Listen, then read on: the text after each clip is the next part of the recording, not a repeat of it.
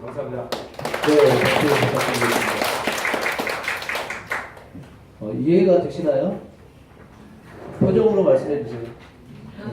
어려우시다는 분도 있고 웃으시는 분도 계시는데 조금 이따가 질문 시간에요. 좀 질문을 통해서 좀 심층적으로 좀 알아봤으면 좋겠고요. 잠깐 이제 요약을 잠깐 좀 해드리겠습니다. 6월절은 이스라엘이 애굽에서 나올 때 양의 피와 살을 먹고 장자의 재앙을 넘어 구원받은 날의 기념일이며 예수님을 어린 양으로 그리고 포도나무로 비유한 것은 신약에서 구원받기 위해 예수님의 살과 피와 같은 말씀을 먹어야 함을 예언하신 것으로 포도주와 떡으로 기념을 하다가 아버지 나라가 임할 때 새 것으로 먹겠다는 예언입니다. 이때는 계시록이 이루어지는 때이고 아버지 나라는 하늘에서 내려오는 거룩한 성 새 예루살렘으로 이 땅에 나라와 제사장인 추수되어 입맞은 12지파 14만 4천 명과 그리고 흰무리들에게 오십니다. 하나님은 이 예언을 이루시고 성도들은 이 예언이 이루어질 때 보고 듣고 믿어야지 구원을 받는다는 약속의 말씀입니다. 그리고 요약을 간단하게 해드렸습니다. 자, 두 번째는 장로교 패드리신 우리 양성민 목사님을 통해서 장로교에서의 이 누가복음 22장 14절에 나오는 하나님의 나라는 어디인지 귀담아 잘 들어주시면 좋겠습니다. 우리 박수 부탁드리겠습니다.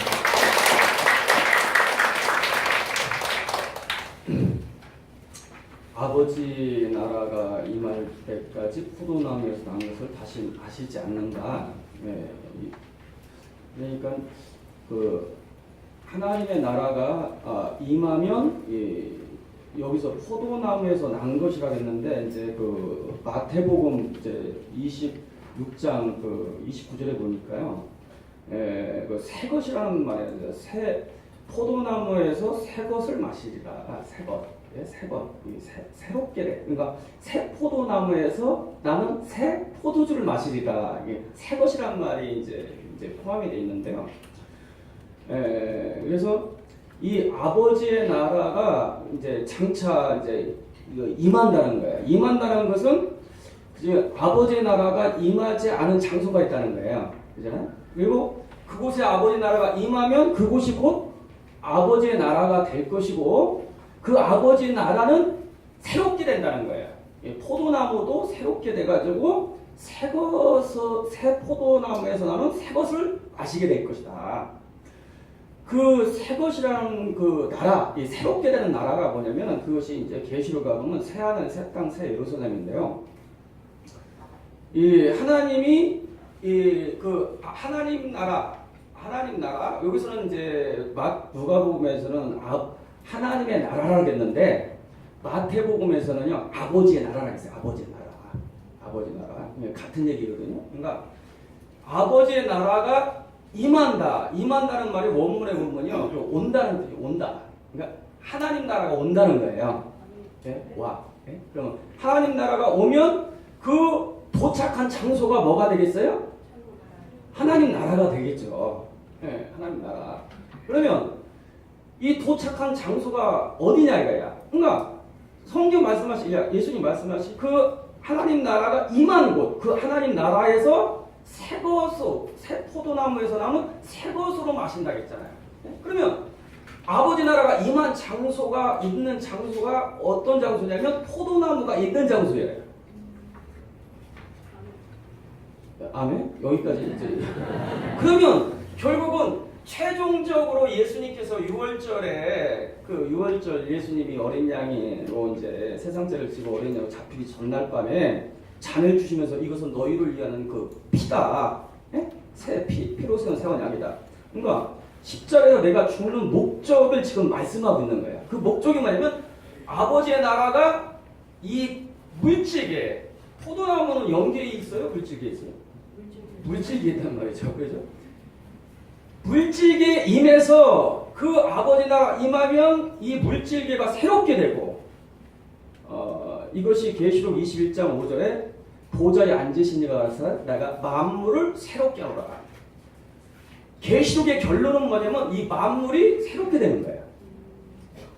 만물이 새롭게 될 때 그곳이 곧 아버지 나라가 되는 거예요. 만물이 새롭게 될 때. 그러면 이 만물이 어떻게 새롭게 되느냐? 아버지 하나님까지 이 창조 세계에 오심으로 이 창조 세계가 하나님 나라로 화해져 버린다는 거예요. 로마서 8장 21절에 피조물이 썩어지면서 해방이 돼서 하나님의 아들들의 자유의 영광의 자유에 이르기를 원한다. 이 하나님 아들들의 자유의 영광이 뭐냐면 그게 부활을 가리켜 부활. 피조물도 썩어지면서 해방이 돼서 장차 하나님의 아들들의 자유의 영광이 그 부활에 이르게 될 거라는 거예요. 그 시점이 어느 시점이냐면 계시록을 통해서 그걸 계시하고 있는 거예요. 그게 뭐냐면 아버지께서 오심으로, 여러분 아버지 하나님은 생명의 근원이십니다. 그 생명의 근원이신 그 창조주 하나님이 이 창조 세계에 임하시면, 오시면 이 창조 세계가 하나님의 생명의 역사를 통해서 생명의 폭발이 일어난다는 거예요. 폭발. 이 만물도 썩어지면서 해방되는 역사가 있다는 거예요. 골로새서 1장 15절에 예수 그리스도는 보이지 않는 하나님의 그 이제 형상인데, 그는 모든 창조물보다 먼저 나신 자니라는 말이 나와요. 예수님이요 모든 창조물보다 먼저 나셨대요. 그 나셨다는 말을 오해를 해가지고, 봐라 예수님이 피조됐다고 했잖냐. 피조. 왜냐면 그걸 피조로 해석을 하는 거야. 근데 그 단어가 그런 의미로 사용된 게 아니라 한 3절 후반절에 가보면 예수 그리스도는 모든 죽은 자들 가운데서 먼저 나신 자니라는 표현을 썼어요. 그 나셨다는 단어와 모든 창조물보다 먼저 나섰다는 단어하고 똑같은 단어예요. 그러니까 예수님이 창조물보다 먼저 나섰다는 의미는 모든 창조물보다 먼저 부활했다라는 의미예요. 그러니까 모든 창조물 중에 첫 부활의 열매가 되셨다 그 뜻이에요.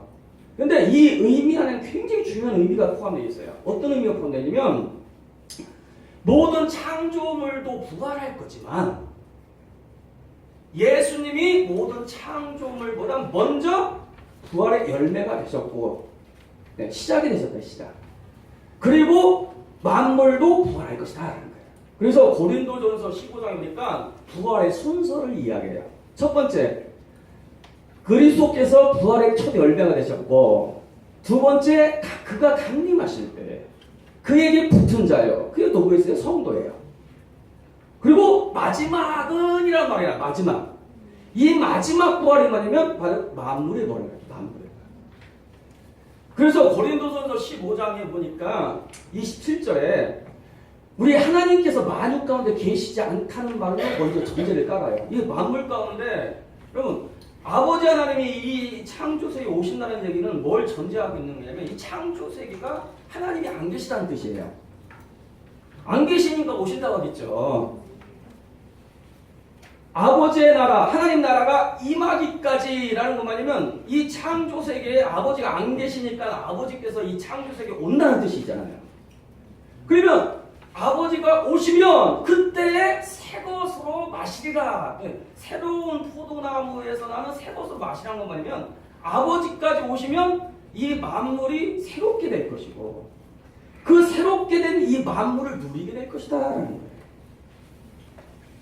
그래서 고린도전서 15장의 부활을 이야기하면서 야 만물 가운데 하나님이 안 계시다. 안 계시는데 28절에 그렇지만 하나님께서 만유의 주로서 그 만유의 원문에 보면요 코스모스로 되어 있어요.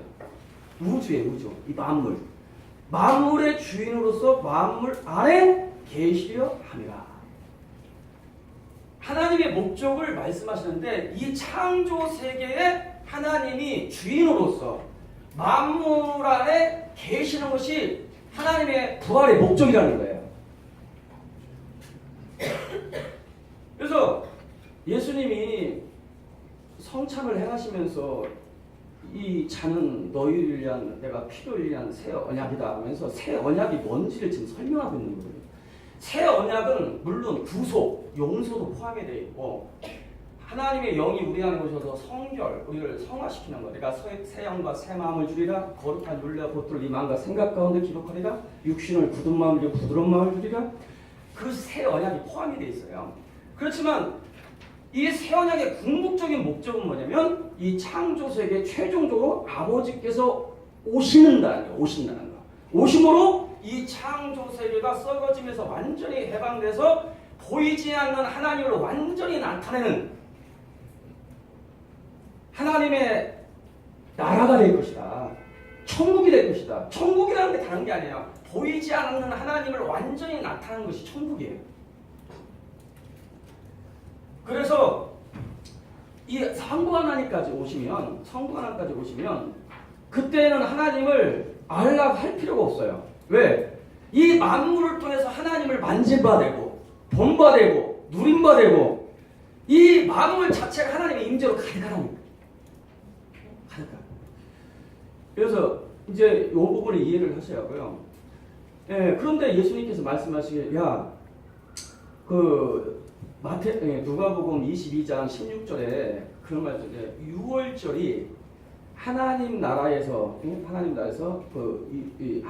이루기까지는 다시 마시지 아니하리라.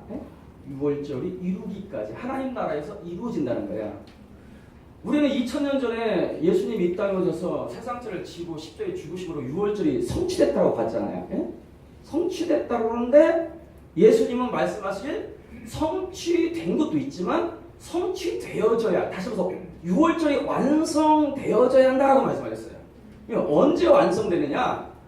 이 아버지까지 오심으로 그 유월절이 완성이 되는 거예요. 예, 그 자세한 내용은 시간 관계상 여기 써놨으니까요. 살펴보시면 되겠고요. 그래서 이제 좀 결론을 지으면요, 좀 오해를 하실까 싶어가지고 최종적인 하나님의 나라는 이제 세 가지가 있어요. 첫 번째 영계, 새롭게 된 영계. 두 번째 새롭게 된 물질계. 세 번째 새롭게 된 사람이에요. 이 세 가지가 최종 완성된 하나님의 나라예요. 그래서 계시록 끝에 가보면 새 하늘, 새 땅, 새 예루살렘이 나오는데 새 하늘은 영계가 새롭게 된 거예요. 그게 새 하늘이라는 거예요. 새 땅이라는 것은 물질계가 새롭게 된 거예요. 그리고 새 예루살렘이라는 것은 바로 교회, 성도, 사람이 새롭게 된 것이 새 예루살렘이에요. 그런데 최종 성부 하나님까지 오심으로 완성된 새 하늘, 새 땅, 새 예루살렘, 이것이 아버지의 나라인데 그 아버지의 나라의 지성소가 어디냐면 지성소가 교회. 새 하늘, 새 땅, 새 예루살렘의 중심이 되는 것이 바로 교회라는 거예요. 그리고 그 교회 가운데 아버지 하나님이 그 교회를 통해서 그 우주 가운데 생명의 역사가 흘러넘칩니다. 그것이 에덴 동산에 있는 그 모습이에요. 에덴 동산 중앙에서 생수강이 흘러나와서 근원으로부터 내강이 흘러나서 이 세상을 온 땅을 적시더라. 그러므로 온 땅에 생명이 가득하듯이 그 에덴 동산 중심 거기가 뭐냐면 지성소예요. 지성소. 그것이 교회의 완성인 성경 끝에 가면 새 예루살렘으로 완성이 됩니다. 예, 지성소 완성인데 새 예루살렘인데 성부 하나님까지 바로 교회를 초소함고 오심으로 그 교회를 통해서 이 만물이 새롭게 되는 거예요. 그걸 가르쳐 에베소 1장 23절에 교회를 정의를 내요. 교회는 만물을 충만케 하시는 이의 충만이라. 이 만물을 충만케 한다는 것은 하나님으로 말미암아 이 만물이 생명으로 충만케 된다는 거예요. 그런데 교회가 만물을 충만케 하신 이의 충만이라는 것은 뭐냐면 교회를 통해서 만물이 살아나고 만물이 생명으로 충만케 될 것을 말씀하시는 거예요. 그래서 로마서 8장에 피조물이 하나님의 아들들이 나타나는 것을 고대한다고요. 하나님의 아들들이 뭐냐면 교회잖아요. 교회. 왜 교회를 그렇게 나타난다는 것은 교회가 완전히 새롭게 되는 때, 아버지까지 오심으로 교회가 완전히 완성되는 때를 기다린다는 거예요. 왜? 피조물이 왜 기다리냐면 성부 하나님까지 오셔서 교회가 완벽하게 새롭게 되고 교회 가운데 성부까지 오셔야 교회를 통해서 이 만물이 썩어짐에서 해방돼서 만물이 하나님의 아들들의 자유의 영광이 부활에 이르기 때문이에요. 그래서 하나님의 영광을 이 만물이 나타낼 수 있는 천국으로 하기 때문이죠. 그래서 이제 결론을 내주면 누가복음 22장에서 말씀하시고 있는 그 아버지 나라는 새하늘 새 땅 새 예루살렘 중에서 특별히 이 물질계를 강조하는 거예요. 이 부활에 관한 거. 하나님의 궁극적인 목적은 영계가 아니라 하나님이 있어야 할 보호자는 영계가 아니라 이 창조세계라는 거예요. 그리고 이 창조세계 안에 있는 성도가 부활한 성도가 하나님의 나라의 중심이다. 그걸 강조하고 있는 것이 누가복음 22장 6월절에 대한 그 비유입니다. 예, 이걸로 교육했습니다. 네, 박수 부탁드리겠습니다. 발제문 양 상당히 많은데 늘 목사한테 죄송스러운 게 시간을 많이 못 드려서요. 압축해서 지금 설명을 드렸는데 잠깐 요약을 잠깐 하겠습니다. 장로교 발제문을 잠깐 요약하면 아버지 나라는 창조세계의 물질계 안에 있는 부활한 교회를 보좌 삼고 오심으로 새롭게 될 영계와 물질계를 포함한 창조세계이며 지성소는 새 예루살렘이고 성소는 새하늘 새 땅이다. 하나님은 3단계의 과정을 거쳐 오시겠다고 언약한 것이다. 주님 재림 후 우주는 불로 풀어져 살라지고 영계에서 부활한 성도들이 부활한 세상에서 하나님과 포도나무에서 나온 새 곳으로 가시며 영원히 살게 된다. 죄송합니다. 그 만물이 불에 풀어진다는 말은 없어진다는 의미가 아니고 새롭게 된다는 거죠. 근데 우리가 베드로후서 3장에 그가 강림하실 때 이 체질이 풀어서 그 없어진다는 그 개념을 가지고 있어요. 그래서 세대주의에서는 주님이 재림할 때 노아 때는 물로 심판됐으나 마지막 때는 주님 오실 때 불로 심판돼서 세상이 없어진다라는 걸 주장하면서 베드로후서 3장을 이제 인용을 하거든요. 그런데 그것은 풀어진다는 것이 없어진다는 의미가 아니라 고철 같은 것을 다 수집을 해가지고 용광로에 집어넣으면 풀어지잖아요. 푸는 목적이 뭐예요? 새롭게 다시 찍어내기 위해서요. 그것이 새하늘 새 땅 새로다. 그러니까 새라는 단어가 카이논인데요. 카이논이라는 것은 무에서 유를 다시 창조한다는 그건 다 의미가 아니고 기존에 있는 내 본질을 근본적으로 새롭게 한다는 뜻이 카이논, 새라는 단어예요. 그러니까 새하늘 새 땅 새로산이라는 게 사람도 타락했을 때 없애고 다시 창조한 게 아니고 기존의 사람들을 하나님이 우리 안에 들어오시면서 하나님의 생명으로 새롭게 변화시키시지 본질적으로 바뀌듯이 물질계도 마찬가지예요. 새 땅 새 하늘도 기존에 있는 것이 근본적으로 바뀌는 걸 의미하는 거예요. 예? 그렇게 이해를 네, 알겠습니다. 두 분의 이제 발제를 다 들어봤습니다. 이제 좀 질문하는 시간으로 좀 들어갈 텐데요. 젊은 친구들 사이에 이제 이런 말 있잖아요. 뭐 얘기를 들으면 고구마 몇 개 먹은 것 같다. 뭐 이런 사람들도 있고, 사이다 먹은 것 같다 이런 사람도 있어요. 어떤 분들은 지금 표정 보니까 고구마를 몇 개 드신 분도 계신 것 같고요. 어떤 분들은 또 사이다를 드신 분도 계신 것 같은데, 일단은 질문 시간을 통해서요. 저도 보니까 궁금한 게 되게 많아졌어요. 발전을 들으면서. 그래서 일단 좀 평화롭게 질문하고 답하고 그런 시간을 좀 가져볼까 합니다. 먼저는요, 순서를 좀 정해서요. 우리 두 분 패널 분들끼리 먼저 서로 좀 질문하는 시간을 갖고 그 다음에 우리 참가자분들한테 기회를 드리고요. 그리고 마지막 저도 좀 정리한 게 있는데 제가 자장으로서 좀 질문을 드리고 오늘 이 토론회를 이제 마무리할 건데요.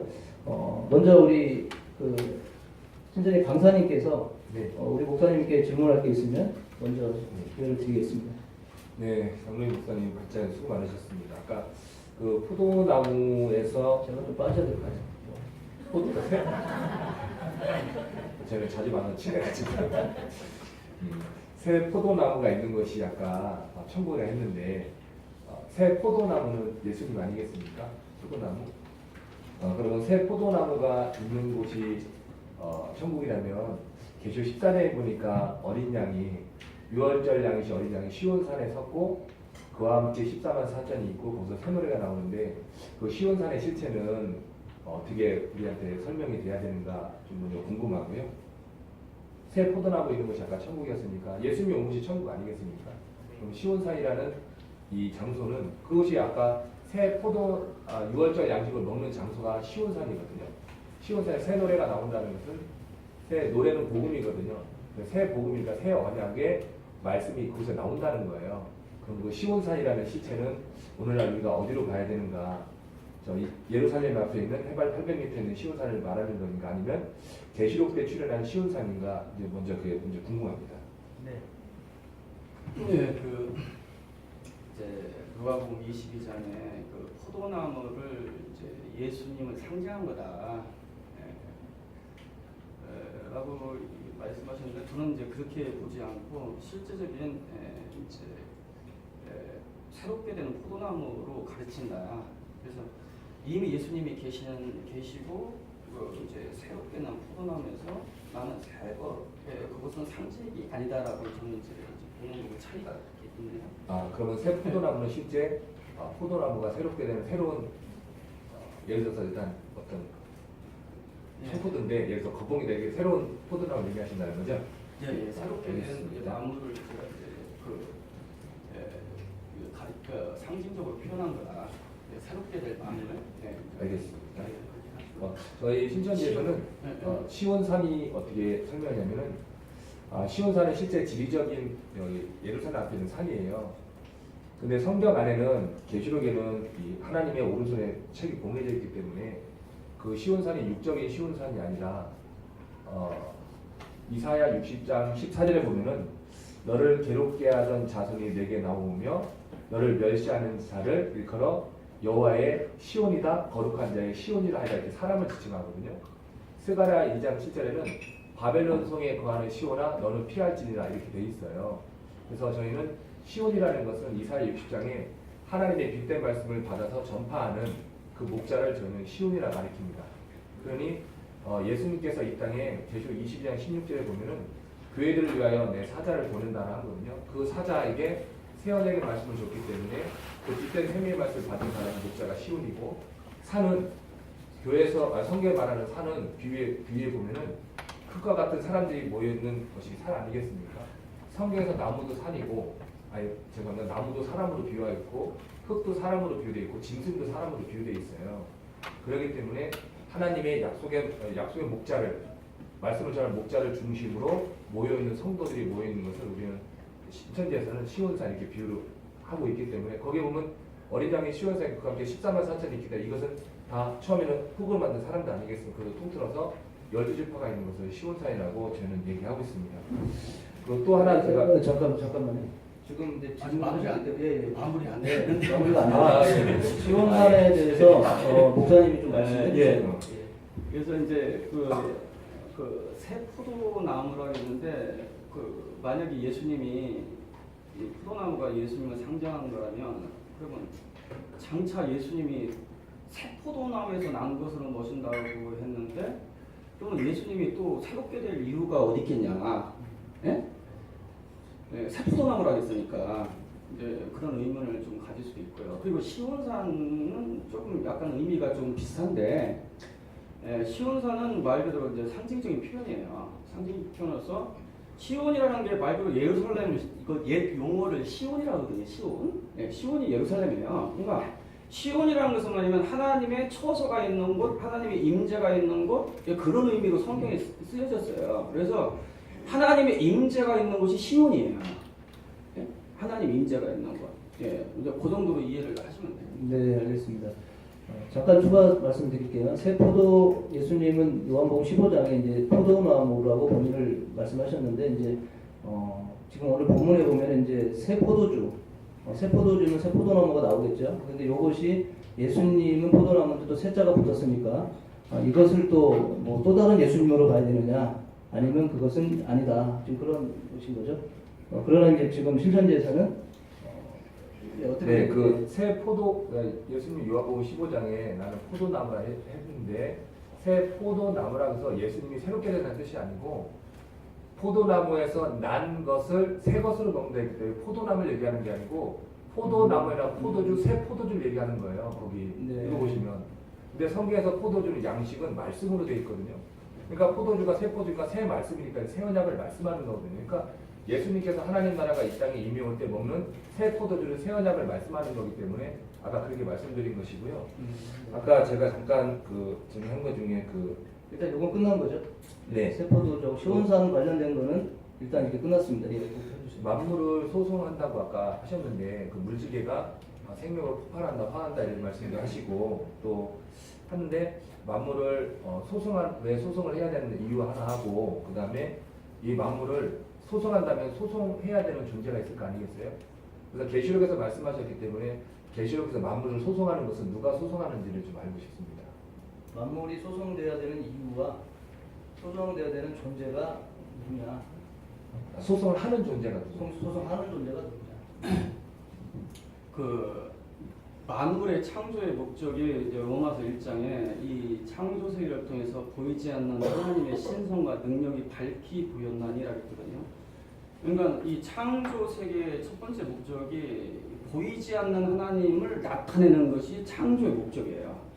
본래 하나님의 본자가 없으다. 예수님 말씀하신 아버지를 두가 본자가 있다는 것이 아니라 이 아버지 자체는 많이 크신 분이기 때문에 측량이 안 되는 분이기 때문에 하나님 자체를 볼 수가 없어요. 그 보이지 않는 하나님이 자신을 나타내기 원하는 것이 첫 번째 창조의 목적이에요. 그러니까 그 하나님의 영광이라는 것은 뭐냐면 보이지 않는 하나님이 나타나는 것이 영광이에요. 영광. 그러면 하나님이 자신이 영광을 드러날 때 어떻게 드러내냐면 이 창조 세계를 통해서 드러내는 거예요. 그런데 이 창조 세계가 아직 아버지의 어떤 걸 온전히 드러내지 못하고 있어요. 한 예를 들면 예전에 이해 안 갔던 것이 뭐냐면은 이 우주의 그 은하계의 별들이 우리 은하만 해도 2,000억 개가 된대요. 이런 지구 같은 수준이 아니라 스타, 발광체, 태양 같은 것이 2,000억 개가 되고요. 이 은하계도 전 우주에 2,000억 개가 된대요. 그러니까 지구의 모래알보다 더 많은 것이 우주에 있는 지금 발견된 별들인데 이 수많은 별들을 그렇게 만들어 놓고 왜 지구만 사용하고 어느 날 주님이 재림해가지고 이 지구를 또 다 불살른다는 둥 그 얘기를 제가 들었는데 이렇게 이해가 잘 안 가는 거예요. 그 많은 별들 만들어 놨다고 이유 없이 또 없애버리고 참 하나님 참 우리 그 자본주의에서는 이게 안 맞아요. 이게 투자 왜 만들어 놓고 이거만. 근데 깨닫고 보니까 이 창조 세계 전체를 통해서 이 하나님을 완전히 나타내길 원하는 하나님의 경륜이 있는 거예요. 그래서 이 부활의 목적이 뭐겠어요? 딱 예전에 이해 안 갔던 것이 뭐냐면 아니 예수 믿고 죽고 그냥 영계에 가서 살면 될 것 같은데 왜 굳이 몸을 예수님 오셔가지고 부활시킬까? 마음으로는 원이로되 육신이 약하도다. 육신이 없으면 하나님을 섬기는데 더 지장이 없고 더 자유로울 것 같은데 영체만 가지고 있으면. 그런데 왜 굳이 부활을 시키고 또 부활의 종교라는 둥, 부활의 소망을 가지라는 둥. 근데 이해가 안 가니까 소망이 안 가져지는 거예요. 나는 죽어서 영체만 있으면 될 것 같은데 왜 굳이 하느냐 이거죠. 성경은 영생을 일으키기 위해 요한복음 6장 40절에 아버지의 뜻은 이것이니 아들을 보고 믿는 자마다 영생을 얻는 것이니 이는 마지막 날에 다시 살리는 것이라. 부활시키는 거야. 그러니까 예수님이 주시길 원하는 영생이 뭐냐면 부활이라는 거거든. 부활. 왜 그렇게 부활을 강조하느냐. 예수님이 부활했을 때 영으로 생각했어요. 영으로 생각하니까 야 손에 있는 거 내 손에 보자. 믿는 자가 되라. 그래도 의심하는 자가 있더라. 그러니까 먹을 것을 가져와 봐라. 먹을 거 가져오니까 생선 반 통발 잡수시면서 부활한 몸을 확인시키기. 이 부활한 몸이라는 것은 단순히 영체가 아니고 물질의 세계를 접촉하고 누리고 심지어 먹을 수 있는 그게 부활한 몸이라는 거죠. 여러분 예수님